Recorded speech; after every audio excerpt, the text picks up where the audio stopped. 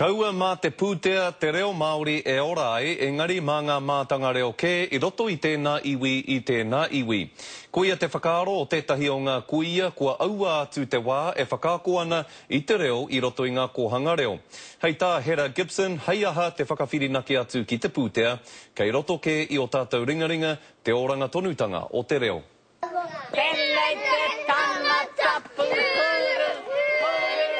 Te reo o ngā whakatipuranga moa pōpō. Ki te taka mai he pūtea kaore rānei, ka riro tonu mā ngā kuia rātau e hāpai.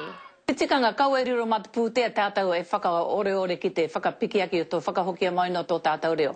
Mā tātou tonu mā te hunga kei te mōhio, kei te mārama, kei te matatau ki te kōrero I te reo. Emily, kaua e oma! Kua roa nei a Hera Gibson e whakatinana ana I ana kōrero, kia whāngai o na mātauranga ki ngā mokopuna o ngā kohanga reo. Hei tāna e harei te mea nā te pūtea te kaupapa I ora ai. Ko te tehi tangata, kei te kiau, kei te pau ngā pūtea o Moakera ki whea. I homai e te kāwana mano ngā pūtea mo te reo.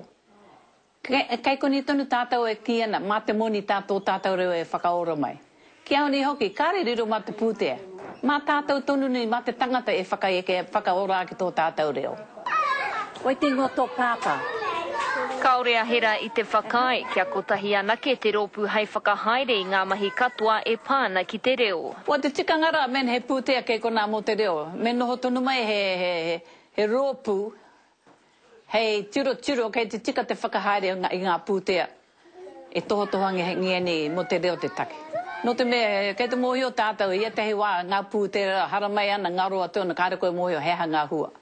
He tika rā koe nei ngā kai kawe I te reo mō ngā rā kei tua. Ko te pātai mena rānei mā te pūtea rātau e pua wai ai, mā ngā ringaraupa rānei o tō rātau iwi. Irina Smith, Te Karere.